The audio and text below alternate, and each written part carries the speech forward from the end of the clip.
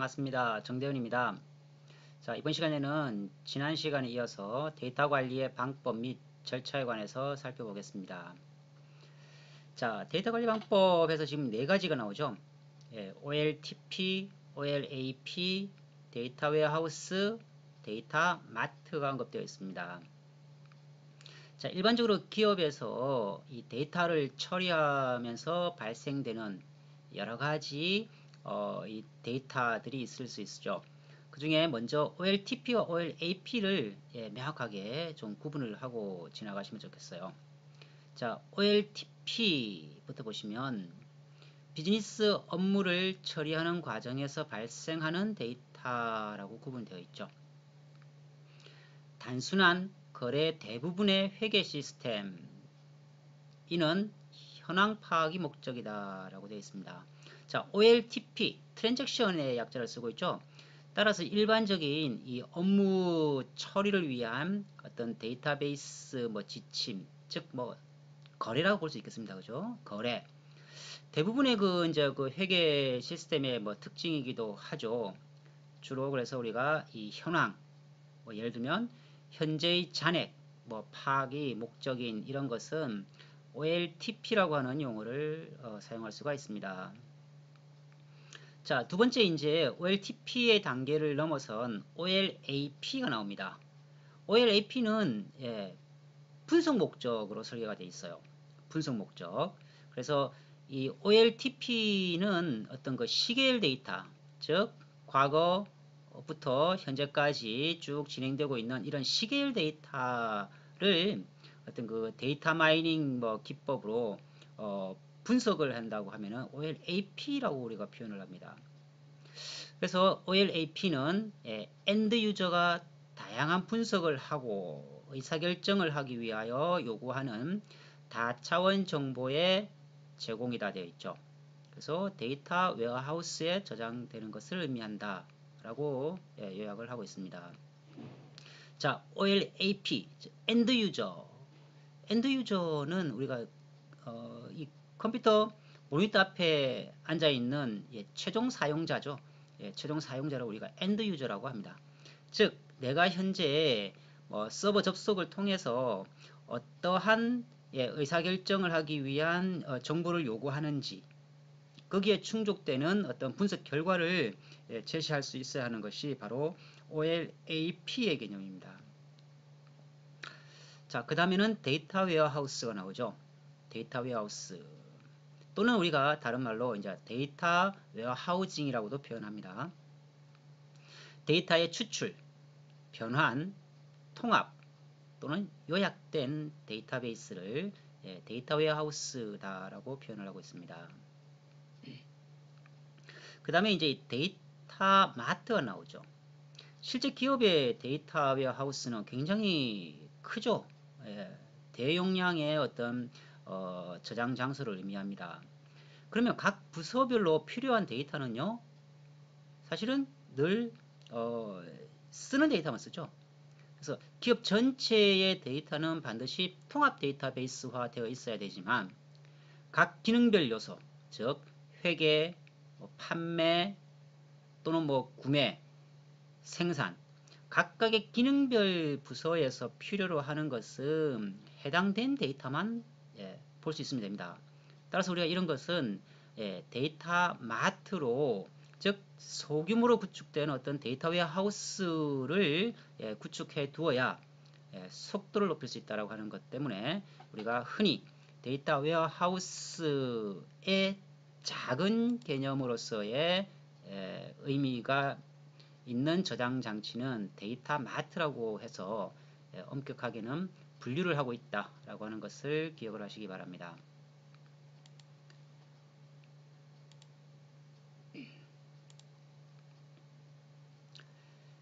자, 다음 용어 정리라고 되어 있는데요.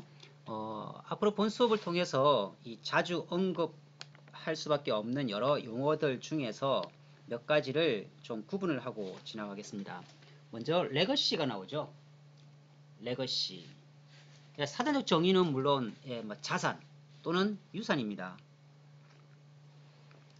우리가 이제 IT 또는 MIS, 빅데이터에서 쓰는 이 레거시라고 하는 용어는 과거 오래된 기술, 데이터, 방법, 프로그램 등으로서 기존 시스템을 말해요. 구버전이죠. 그래서 레거시 데이터, 레거시 시스템 이런 식으로 이제 표현을 합니다. 왜 레거시라고 하는 표현이 필요하냐면은 기술이라고 하는 것은요 계속 버전업 되죠. 프로그램도 마찬가지입니다. 그죠? 계속 버전업이 됩니다. 그러면 오래된 데이터 또는 오래된 시스템을 버리고 새로운 시스템을 쓸 것인가? 전혀 그렇지 않죠. 즉 호환성의 문제에 있어서 이 오래된 데이터 또는 시스템을 신 어떤 프로그램이나 데이터에서 서로 호환성 있게 사용 가능해야 됩니다. 그죠? 따라서 우리가 이러한 레거시 시스템을 활용할 수 있게끔 충분한 기술력이 확보가 된다라고 하는 관점입니다. 자, 그 다음에 인테그리티라고 하는 표현이 나옵니다. 우리가 이 무결성이라고 하는 표현을 쓰죠. 무결성. 예를 들어서 주민등록번호를 한번 생각해 보시면은요. 자, 뭐 앞에 몇 자리, 6자리입니까? 뒤에 7자리. 그래서 이 두 개 사이에를 뭐 하이픈을 넣을 것인지, 뭐 언더바를 쓸 것인지, 아니면 공백으로 비워둘 것인지, 또는 여백 없이 쭉 달았을 것인지 등에 관한 명확한 어떤 논리적, 물리적 규정이 없다고 한다면요. 서로 다르게 인식할 수밖에 없죠. 그래서 우리가 이 데이터베이스 관리에 있어서 핵심 중에 하나가 바로 무결성에 관한 문제입니다. 그래서 뭐 다음에 다시 상세하게 설명이 이루어지겠지만 이 관계형 데이터베이스에서 데이터의 정확성과 일관성 있는 그러한 것이 필요하다. 결손과 부정함이 없음을 보증한다라고 되어 있죠. 그래서 우리가 이 데이터베이스 매니지먼트 시스템, 즉 DBMS, 이런 DBMS 모델에서 과거 어떤 그 테이블 간의 일관성의 여부, 즉 우리가 데이터베이스에서는 뭐 기본키 또는 외래키라 표현하죠. 이러한 기본키나 외래키와의 그 조합, 방법 등에 관한 것이 명확하게 일관성이 있게끔 데이터베이스화 되어야 된다. 이것이 가장 잘 되는 것이 바로 액세스죠.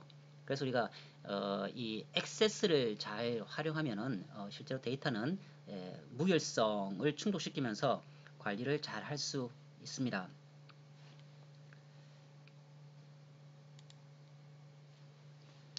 자, 다음은 빅데이터 관리 방법이 나옵니다.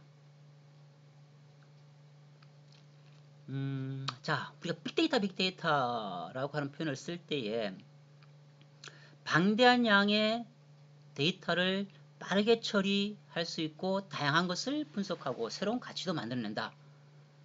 그러면은 우리가 자칫 잘못 판단하면은 굉장히 다른 여타 어떤 솔루션에 비해서 굉장히 빠르게 모든 것을 실시간으로 다 처리해주는 것은 아닌가라고 하는 생각을 할 수 있는데요. 실제 그렇지 않습니다. 보시면 빅데이터라고 하는 개념과 좀 분리해서 빠른 의사결정이 상대적으로 덜 요구되는 것에 빅데이터를 활용하셔야 됩니다. 첫 번째, 그 이유는요. 말 그대로 데이터는 방대합니다. 그리고 빅데이터의 포커스가 비정형 데이터에 포커스가 맞춰져 있었죠. 비구조적인 데이터, 즉 사진, 동영상 등의 데이터까지도 분석을 하기 위해서는요. 중간에 어떤 과정이 필요하겠습니까? 바로 이 정제 과정이 필요하다 그랬죠. 그죠? 실제로 정형화 데이터로 전환을 시키고 그 다음에 분석 들어갈 수 있어요. 따라서 아주 신속한 의사결정이 필요로 하는 곳에는 일반적인 빅데이터의 개념을 적용시키기 어렵다라고 하는 개념입니다. 자, 두 번째가 처리 복잡도가 높다. 복잡성 또는 다양성이 있었죠. 그래서 빅데이터는 상대적으로 처리 복잡도가 굉장히 높은 것에 적절하다라고 하는 내용입니다. 세 번째, 비정형 데이터 비중이 높다. 그죠? 과거에는 뭐 버려졌던 이러한 빅데이터의 개념까지도 지금은 비정형 데이터까지도 분석하는 비중이 점차 높아졌다는 겁니다. 자, 그 다음은 처리 및 분석 유연성이 높다. 말 그대로 우리가 다양성, 복잡성 등을 떠올려 보시면은 이 유연성이 높아진다라고 하는 것을 쉽게 인식할 수가 있을 것 같습니다. 그 다음에 동시 처리량이 낮다라고 되어 있습니다. 말 그대로 방대한 양, 즉 페타바이트급 이상을 우리가 빅데이터라고 명명할 수 있기 때문에 상대적으로 동시 처리량은 낮을 수밖에 없다라고 하는 개념입니다. 그래서 빅데이터 관련 어떤 그 시험 문제에서 좀 일반적인 데이터와 구분 짓는 질문으로 이런 것들이 많이 언급이 됩니다.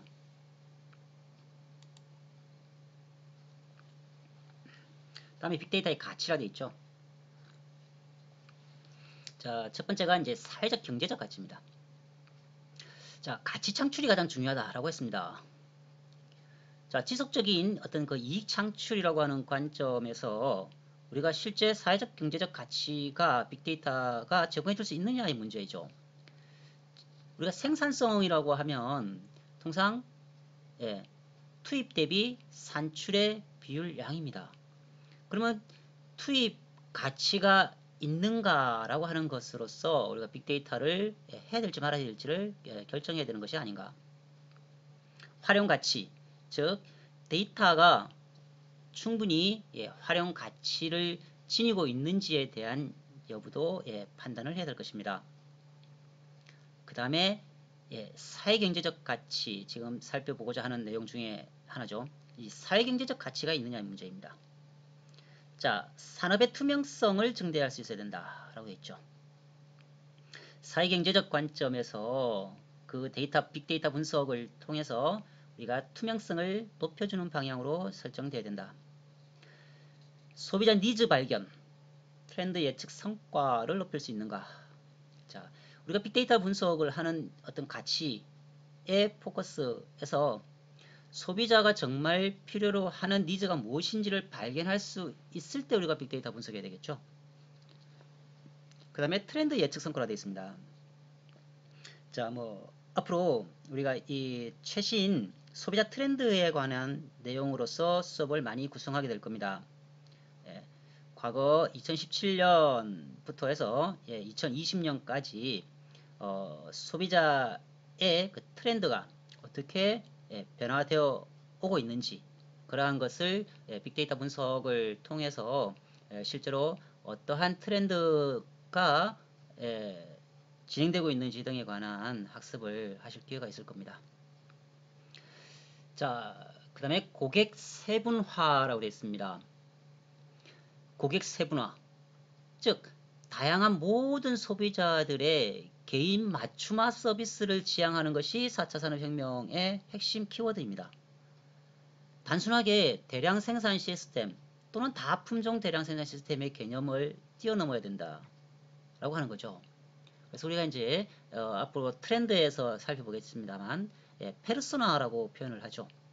모든 고객들의 어떤 다양한 욕구를, 니즈를 충분히 세분화시켜서 니치마켓을 할 수 있어야 비로소 빅데이터 분석을 하는 목적을 실현할 수 있다고 하는 관점입니다. 자, 의사결정 지원. 여러분들 MIS의 정의를 한번 되짚어 볼까요? 자, MIS라고 하는 것은 결국은 최종 목적이 뭘까? 의사결정 지원에 도움이 되어야 된다는 거죠. 내가 어떠한 의사결정을 함에 있어서 빅데이터 분석을 통한 유익한 정보를 통해서 관리자들의 의사결정에 도움을 줄 수 있어야 되는 거죠. 그래서 빅데이터 분석의 목적으로서 우리가 언급할 수 있는 것이 바로 의사결정 지원에 도움이 되어야 한다. 그 다음에 비즈니스 모델이 나옵니다. 뒤에서도 세부적으로 살펴보겠습니다만 빅데이터 분석은 결국 새로운 가치를 만들기 위한 새로운 수익 창출의 비즈니스 모델로서 가치가 있는가의 문제입니다. 기업의 목적, 경영의 목적 달성에 빅데이터 분석이 결국은 활용 가치가 있어야 되는 것이죠. 자, 이상 살펴본 내용은 사회적, 경제적 가치에 관한 내용입니다. 자, 사회적, 경제적 의미라고 분류를 해봤는데요. 빅데이터 천연 자원이다 돼 있죠. 그래서 21세기의 원유를 우리가 빅데이터라고 표현을 하죠. 천연 자원. 새로운 어떤 재난을 극복할 수 있는 것. 즉 기후 변화를 빅데이터 분석해서 예측해서 그죠? 미세먼지가 어떻게 바뀔지 등을 미리 예측해서 그 정보를 국민에게 알려주고 미리 대비할 수 있는 이런 것들을 의미하겠죠. 그 다음에 산업적 도구라고 되어 있습니다. 산업적 도구. 결국 기업은 수익 창출이라고 하는 틀을 벗어날 수가 없어요. 그래서 이 수익 창출을 발생할 수 있는 이러한 빅데이터 분석의 어떤 효율성으로서의 도구가 되는지의 여부를 담고 있습니다.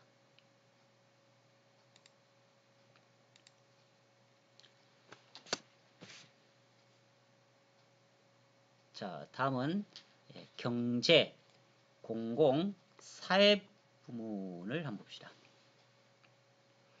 자, 빅데이터의 영향에 있어서 경제 부문은 결국은요, 기업 비즈니스에 도움이 된다. 철칙이겠죠. 예로서는 베스타스와 풍력발전소 등이 있습니다. 어쨌든 기업의 수익 창출에 도움을 줄 수 있는 그러한 빅데이터 분석이어야 된다라고 하는 거죠. 그 다음에 공공부문. 자, 얘가 지능형 교통 안내 시스템이 나오죠. 그래서 이 방대한 양의 빅데이터, 특히 이 교통 흐름과 관련된 빅데이터 분석을 통해서 지금 어느 방향으로 가면은 가장 시간을 단축시킬 수 있을까라고 하는 부분에 빅데이터 분석을 통한 정보로서의 역할을 제공하면 바로 공공부문의 빅데이터 영향이다 라고 할 수 있습니다. 다음은 사회부문.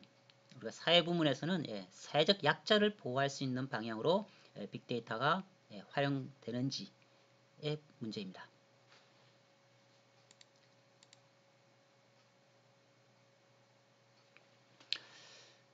자, 다음은요. 용어 정리를 하나 하고 넘어가겠습니다. 경영학에서 늘 언급되는 용어가 이 비즈니스 모델이에요. 비즈니스 모델, 즉 수익 모델이라고 하는 개념입니다. 수익을 창출해 줄 수 있는 모델인가?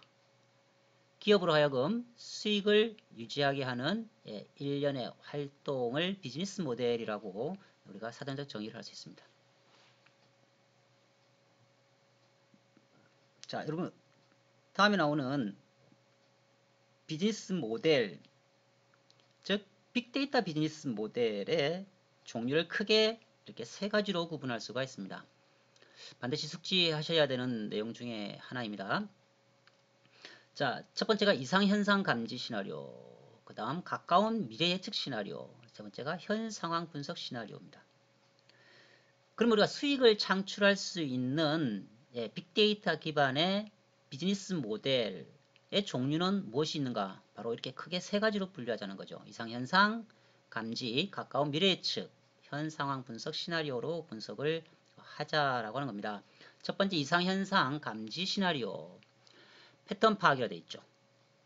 자, 우리가 빅데이터, 데이터 마이닝 목적 중에 하나는요. 미래 예측이었죠. 무엇을 통해서요? 바로 과거 데이터를 통해서였습니다. 따라서 과거 데이터에서 일정 패턴, 일정 상관관계가 있는지의 여부를 통계 분석을 통해서 어떤 가치를 만들어 나간다라고 하는 개념이죠. 그래서 정상, 비정상을 구분할 수가 있다. 대표적인 예가 이제 부정행위 검출에 나오죠. 예를 들어서 우리가 토익 점수 생각해 보세요. 이 사람이 매년 토익에 응시를 했다고 합시다. 그러면은 일정 패턴, 예를 들어서 600대에서 700대 왔다 갔다 한 사람이라고 하면요. 어느 날 갑자기 만점을 받는다. 어떻게 분석할 수 있을까요? 뭔가 조금은 이상하다라고 할 수 있죠. 꾸준히 증가되는 것이 일반적인 패턴일 테니까, 그죠? 어느 날 갑자기 600점 받던 사람이 만점을 받는다라고 하면은, 아, 이거 이상해. 부정행위가 있었지는 않을까? 비정상이야. 라고 미리 캐치해낼 수가 있어야 된다라고 하는 거죠.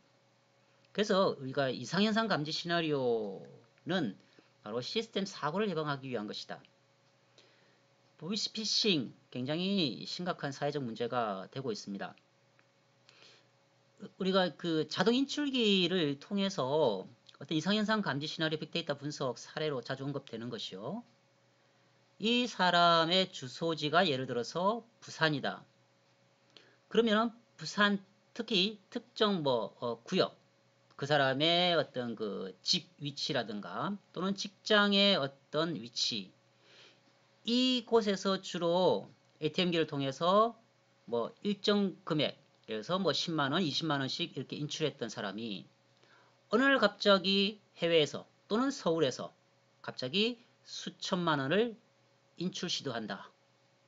어떻게 감지해야 될까요? 그 짧은 몇 초 순간에요. 모든 빅데이터 분석을 해서 아 이거 뭔가 이상해 비정상이야. 이상현상 감지 시나리오를 작동시켜야 되는 거죠. 그래서 인출을 막고 확인할 수 있는 절차를 안내할 수 있게끔 하는 것이 바로 빅데이터 분석의 목적입니다. 두 번째가 이제 가까운 미래 예측 시나리오입니다. 자, 수분 또는 수초 후를 예측하자, 시간을 예측하자는 겁니다. 여러분들 예를 들어서 이제 그 내비게이션으로 최단 경로를 설정을 안내받고 있다고 합시다. 특히 이제 LPG 차량인 경우 더더욱 가치가 높아지는데요. 내비게이션이 이 최적 경로를 통해서 안내를 해주고 있을 상황에 고속도로를 예를 들어서 통과해야 되는 상황이다. 그럼 굉장히 단순한 기능이 작동이 가능하죠. 즉 현재 남은 연료 양으로 목적지까지 갈 수가 없어요. 도저히 갈 수가 없는 상황이라고 합시다. 동남아 고속도로를 주행해야 된다. 근데 LPG 충전소가 또 그렇게 인프라가 충분하지 않은 경우가 많죠. 그러면 적어도 이 인공지능 또는 빅데이터 분석을 통해서 목적지 도착하기 전 중간 지점에서 반드시 연료를 충전시키고 가야 된다라고 하는 그러한 것을 미리 문자라든가 또는 대시보드 상으로 즉 뭐 이 판넬이죠. 운전석을 중심으로 쉽게 캐치할 수 있는 곳에 연료가 부족합니다. 중간에 보충을 하셔야 됩니다. 라고 하는 안내 메시지를 넣어줘야 되죠. 이것이 바로 가까운 미래 예측 시나리오 우리가 비즈니스 모델로서 충분히 활용 가치가 높겠다는 겁니다. 자, 끝으로 이제 현 상황 분석 시나리오가 언급되어 있습니다. 자사의 현황파, 마케팅 정책 수립에 활용할 수 있어야 된다라고 하는 거죠. 자, 수익 창출을 해야 되는 기업의 숙명에서 과거 왜 우리가 충분한 수익을 창출하지 못하고 있을까? 왜 투자 대비 어떤 산출물이 부족할까? 현재 우리 기업의 상황이 어떠한 문제점이 있기 때문에 이러한 수익 창출의 목적을 달성하지 못하는 것이 아닌가라고 하는 것을 빅데이터 분석을 통해서요 충분히 캐치해낼 수 있어야 되죠. 즉 빅데이터 분석을 하는 이유는 우리 기업의 과거 데이터를 분석을 통해서 충분히 가치를 만들어낼 수 있는 영역에 활용할 수 있어야 된다고 하는 관점에서 현 상황 분석 시나리오로서 빅데이터 비즈니스 모델로 구분을 합니다.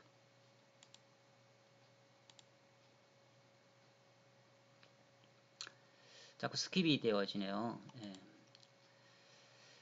자, 다음에 용어 정리를 좀 하고 넘어갈게요. 자, R은 한마디로 데이터 마이닝 통계 툴이었죠. 통계 툴입니다. 빅데이터는 결국은 통계 분석이에요. 그럼 우리가 이제 통계의 용어 중에 이 연역 추리와 귀납 추리를 좀 구분할 필요성이 있을 것 같아서 언급을 했습니다.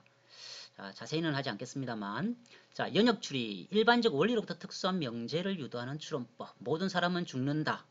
나도 사람이다. 따라서 나도 언젠가는 죽을 것이야. 와 같이 대전제에서 소전제로 결론을 도출하는 방법은 연역추리라고 표현을 합니다. 반면 귀납추리는요, 이 개별 특수 사실로 미루어 보아서 일반적 원리를 알아내는 추론법이라고 되어 있죠. 그렇지만 이거는 전제가 모두 참일지라도 그 결론이 반드시 참이라는 보장은 없다라고 되어 있습니다. A 새는 난다, B 새도 난다, C 새도 난다. 그럼 모든 새는 날 수 있네? 안 그렇죠. 실제 날지 못하는 새도 있다고 할 수 있죠. 그죠? 따라서 이 귀납 논증은 참 거짓의 문제가 아니라고 하는 점을 인식하셔야 돼요. 그래서 우리가 통계 분석을 할 때 보통 통계 수치가 이렇게 발표되죠. 95% 신뢰 수준에서 플러스 마이너스 뭐 2.3 이렇게 발표됩니다. 그러면 적어도 95% 신뢰 수준의 플러스 마이너스 몇 퍼센트 범위 내에서는 참일 수도 있고 거짓일 수도 있습니다. 반드시 통계적 유의성에서 모두 그렇게 반드시 참은 아니라고 하는 뜻이 됩니다. 그래서 우리가 이 통계를 발표할 때 기업의 어떤 통계 수치를 발표를 해서 내년도 우리 경영 목표를 뭐 95% 신뢰 수준에서 이만큼 해당되는 금액으로 뭐 예를 들어서 뭐 광고비를 쓰면 좋겠다라고 기한을 했을 때 그게 참과 거짓의 문제가 아니라는 뜻이죠. 즉 얼만큼 설득력이 있느냐의 문제입니다. 즉 95% 신뢰 수준에서 적어도 상관관계가 85% 이상 나와서 뭐 100만 원의 광고비를 쓰는 것이 합당하다라고 생각합니다. 라고 했을 때에는 적어도 설득력의 문제라고 하는 겁니다. 그래서 우리가 통계를 할 때에 용어의 사용에 있어서 좀 주의를 기울일 필요성이 있다고 하는 관점에서 언급을 해봤습니다. 자, 다음은 분석의 6단계에 되어 있습니다. 첫 번째, 우리 기업의 문제가 무엇일까? 또는 해결하고자 하는 문제가 뭔가? 문제인식이 첫 번째로 되어 있죠. 빅데이터 분석을 할 때는 반드시 문제인식부터 해야 된다. 두 번째가 관련 연구조사라고 되어 있습니다. 세 번째가 이제 모형화라고 되어 있죠. 변수를 선정한다. 매출액에 영향을 미치는 요소가 인건비인지, 광고비인지, 관리비인지, 그죠? 이런 것들을 다 변수를 정해야 되죠. 그래서 우리가 독립변수와 종속변수를 구분시키는 모형화 작업을 세 번째로 해야 된다. 네 번째가 자료 수입이라 되어 있습니다. 자료 추출하는 것 있죠. 그 다음에 자료 분석을 통해서 결과를 제시할 수 있어야 된다. 자, 용어 정리입니다. 비즈니스 프로세스는 고객 가치 창출을 위한 일련의 경영 활동이라 되어 있죠. 비즈니스 모델, 비즈니스 프로세스 조금은 구분하셔야 됩니다. 그 다음에 BI가 나옵니다. 인텔리전스죠. 그래서 우리가 기업의 어떤 ERP, SCM 또는 뭐 CRM 여러 이러한 패키지들을 우리가 BI라고 표현할 수 있다라고 하는 겁니다. 의사결정에 대한 지원에 사용되는 기술, 프로세스 스킬, 응용 프로그램 등을 모두 포함하는 포괄적 용어이다. 자, 이러한 비즈니스 프로세스 구성 요소는 크게 5가지로 구분을 하고 있습니다. 활동, 의사결정, 역할, 자원, 저장소. 저장소는 대표적으로 우리가 데이터 웨어하우스를 언급을 했었죠. 그죠? 그 다음에 자원, 역할이 지정된 사람, 시설 혹은 컴퓨터 프로그램을 자원이라고 표현하자. 그 다음에 역할이 나오고요. 그 다음에 의사결정이 나오고 활동이 나옵니다. 자, 의사결정 과정은 탐색하고 설계하고 선택하고 수행하는 일련의 과정이 필요할 겁니다. 자, 그 다음은 경영 관리자들의 의사결정 유형을 구분을 하고 있습니다. 뭐 여러분들 잘 아시겠지만 하위 관리층, 중간 관리층, 최고 경영층 각각 역할이 다르죠. 예, 최고 경영자 CEO는 전략 기획을 해야 될 것이며 중간 관리자는 관리 통제를 해야 될 것입니다. 그래서 우리가 DSS 의사결정 지원 시스템이나 MIS 경영정보 처리 시스템 등과 같은 통계 우리가 그러한 솔루션들을 활용을 하고 있죠. 그다음에 하위 관리층은 TPS라고 하는 운영 통제, 즉 정해진 정책이나 단기 계획 등을 수행하는 그러한 프로그램들을 활용해야 될 것입니다. 자, 오늘의 마지막 PPT입니다. 의사결정의 이해와 정보의 역할에서 정보의 특징을 다루고 있죠. 그럼 과연 이러한 정보는 어떠한 내용을 담고 있어야 되는가라고 하는 부분입니다. 자주 중요하게 언급되는 내용이니까요. 잘 숙지하시길 바랍니다. 자, 첫 번째가 정확성이죠. 데이터는요, 정보는요, 정확해야 됩니다. 정확성. 그 다음에 적시성. 필요할 때 사용 가능해야 되죠. 정보라고 하는 것은, 데이터라고 하는 것은 필요한 시점에 적절하게 활용할 수 있어야 되기 때문에 적시성이라고 표현합니다. 세 번째가 관련성. 자, 상황 및 주제와 관련된 것이어야 된다. 당연하겠죠, 그죠? 우리가 어떤 목적으로 지금 빅데이터 분석을 하는가에 맞는 그런 주제와 관련된 그러한 데이터 또는 정보여야 된다. 적당량, 딱 정보는요 필요한 양만큼만 제공될 수 있어야 됩니다. 비용 가치, 정보 산출의 가치가 비용을 넘어서야 된다라고 했습니다. 말 그대로 투자 가치가 있느냐의 문제겠죠. 우리가 그래서 효율성의 측면에서 투입 대비 산출의 가치가 당연히 더 높아야 된다라고 하는 내용입니다. 자, 이상으로 우리가 이제 빅데이터에 관한 전반적인 내용을 쭉 살펴보았습니다. 자, 오늘 수업 여기까지 하겠습니다. 여러분들 수고하셨습니다.